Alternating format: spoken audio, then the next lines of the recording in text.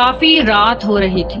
उस वक्त मैं लिफ्ट में बिल्कुल तन्हा था और लिफ्ट बंद होने लगी। मैं 10वें फ्लोर पर जा रहा था। जैसे ही लिफ्ट बंद हुई, अचानक लिफ्ट का दरवाजा बंद होते होते खुल गया और एक कदम अचानक से लिफ्ट के अंदर दाखिल हुआ। और उसके साथ जब मैंने नजर ऊपर की तो वहां एक औरत थी जिसका पूरा चेहरा उसके लंबे घने बालों से ढका हुआ था। उसकी लंबी लंबी उंगलियां जिनमें लंबे लंबे काले मिट्टी में सने नाखून थे। वो काफी खौफनाक थी और लिफ्ट के अंदर आकर मेरे बिल्कुल बराबर खड़ी हो गई, सर झुकाए। ये रात के करीब 4 बजे का वक्त था जब मेरा सामना इस अजीब मखलूक से हुआ। उस रात मेरे साथ ही इतना खौफनाक वाकया था कि शायद कि मैं खौफ से ही मर जाता जब वो मेरे साथ लिफ्ट में मौजूद थी। स्टोरी स्टार्ट करने से पहले मैं आपको बता दूं कि ये स्टोरी हमें हमारे ही सब्सक्राइबर ने भेजी है, जिनके साथ हुआ कराची में एक खौफनाक वाकया जब वो रात के वक्त एक लिफ्ट में थे। स्टोरी शुरू करने से पहले आपसे कहना चाहूँगी कि जल्दी से चैनल को सब्सक्राइब कर दें अगर चैनल पर नए हैं। ये कहानी है आदिल की और ये स्टोरी मैं आपको आदिल की ज़बानी ही सुनाने जा रही हूँ।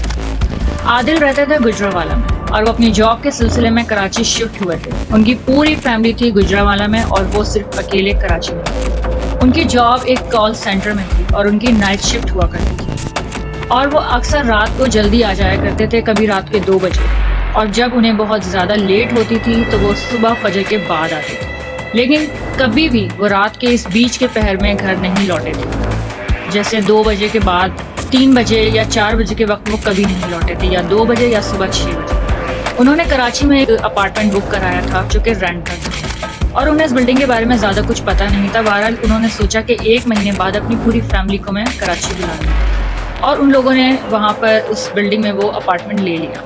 पूरे दिन वो सोते थे और रात को वो जॉब करते थे, तो वहाँ के इन्वायरमेंट के बारे में ज़्यादा कुछ पता था नहीं। उस बिल्डिंग में रहते हुए आदिल को 1 महीना गुजर गया था और उनकी जॉब बहुत अच्छी तरह सेट हो चुकी थी।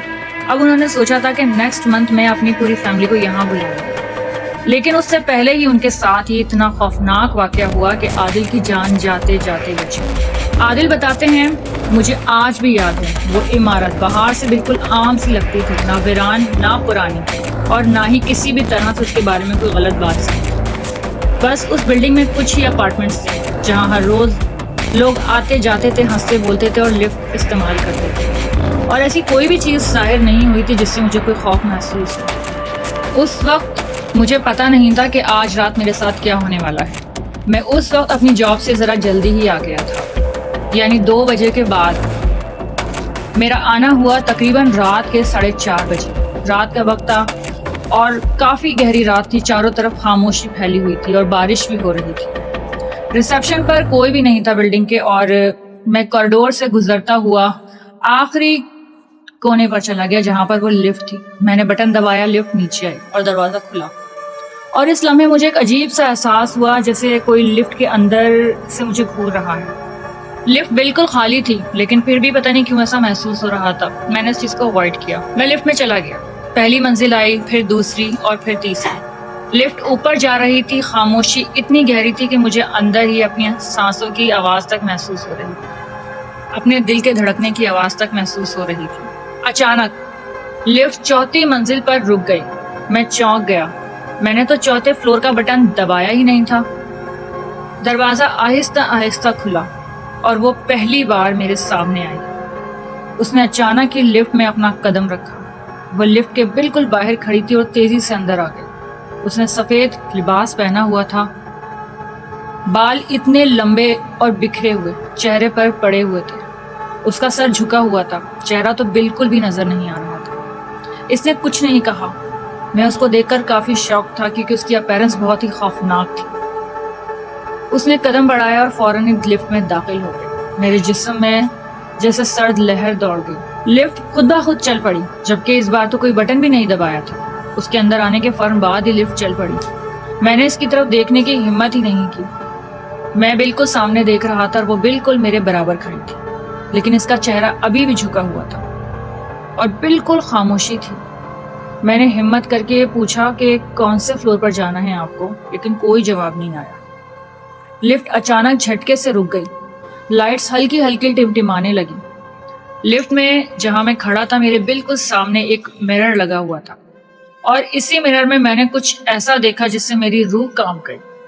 وہ عورت آئینے میں بالکل پیچھے کھڑی تھی، جبکہ حقیقت میں وہ میرے دائیں طرف تھی۔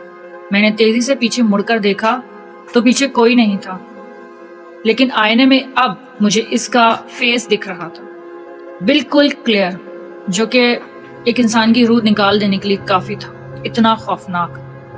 اس کی آنکھیں نہیں تھی بلکہ وہاں پر صرف کالے گڈھے تھے۔ اس کا منہ کھلا ہوا تھا جیسے زور سے چیخ رہی ہو اور آواز نہ نکل رہی ہو۔ اور سب سے خوفناک بات، آئینے میں اس کا منہ حرکت کر رہا تھا جیسے کہ وہ کچھ ساتھ ساتھ بول بھی رہی ہے، مگر حقیقت میں وہ بالکل سیدھی کھڑی تھی، بالکل سخت۔ میرے ہاتھ کانپنے لگے، میرے ہونٹ خشک ہو گئے۔ لفٹ کے بٹن دبانے کی کوشش کی کہ کسی فلور پر لفٹ رک جائے اور میں اس لفٹ سے نکل کر بھاگوں، لیکن لفٹ چلتی ہی جا رہی تھی۔ مجھے جانا تھا 10ویں فلور پر، اور پھر اچانک لفٹ خود بخود رکی، اور اس کے بعد لفٹ میں اندھیرا چھا گیا۔ میری تو ٹانگیں کانپنے لگیں، میں کافی ڈر گیا۔ میں نے ڈر کے مارے چیخنا چاہا، مگر مجھے اس اندھیرے میں صرف ہنسنے کی آوازیں آ رہی تھیں، جیسے وہ میرے پاس کھڑی ہو کر زور زور سے ہنس رہی ہو۔ میں اتنا ڈر گیا تھا اور میں نے زور زور سے لفٹ کے دروازے پیٹنے شروع کر دیے۔ میں چیخ رہا تھا کہ کوئی مجھے سن رہا ہے تو مجھے آ کے بچا لو، کوئی یہاں پر ہے تو مجھے بچا لو۔ اور بس اس کے بعد میں بے ہوش ہو گیا۔ تقریباً میں کوئی 2 سے 3 منٹ تک وہاں بے ہوش رہا۔ جب میری آنکھ کھلی تو میں لفٹ میں ہی تھا، مگر لفٹ میں وہ موجود نہیں تھی، اور لفٹ کا دروازہ بالکل کھلا ہوا تھا، زمین پر پڑا ہوا تھا اور لفٹ کا دروازہ کھلا ہوا تھا۔ اور جو منظر میرے سامنے تھا وہ کسی فلور کا کوریڈور تھا، اور وہ کوریڈور میں کھڑی ہوئی تھی لفٹ کے باہر اس بار، اور اس کا سر جھکا ہوا تھا، لیکن اس کے چہرے پر اس بار بال نہیں تھے۔ اس نے چہرے سے بال ہٹا کر بالکل سیدھا میری طرف چہرہ کر رکھا تھا، جیسے وہ میری طرف ہی دیکھ رہی ہو، اور اس کے بعد مجھے دیکھتے دیکھتے ہی وہ غائب ہو۔ میں فوراً وہاں سے نکل کر بھاگا اسی کوریڈور میں، کیونکہ اس بار میں لفٹ سے نہیں جانا چاہ رہا تھا۔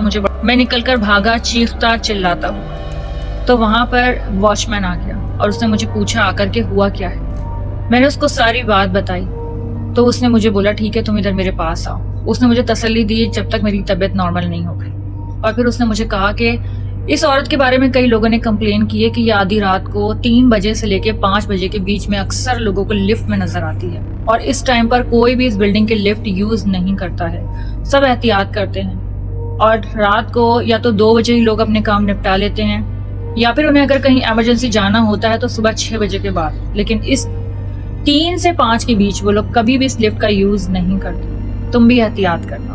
لیکن کون سی احتیاط، میں تو اس چیز سے قدر ڈر چکا تھا کہ میں اگلے ہی دن وہ بلڈنگ ہی چھوڑ کر چلا گیا۔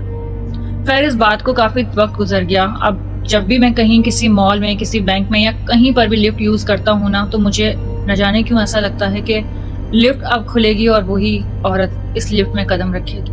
ایک بار یہ حادثہ ہو چکا ہے تو وہ خوف مجھے بار بار ڈراتا ہے۔ تو یہ تھی عادل کی سٹوری، جس کو سن کے تو مجھے بھی کافی خوف آیا۔ اگر آپ لوگوں کو ویڈیو پسند آئی ہو تو جلدی سے ویڈیو کو لائک کر دیجیے، اور چینل کو سبسکرائب کرنا تو بالکل نہ بھولیں، اور ہیر کو اجازت دیجیے۔ ملتی ہوں آپ سے اگلی ویڈیو میں، جب تک کے لیے اللہ حافظ۔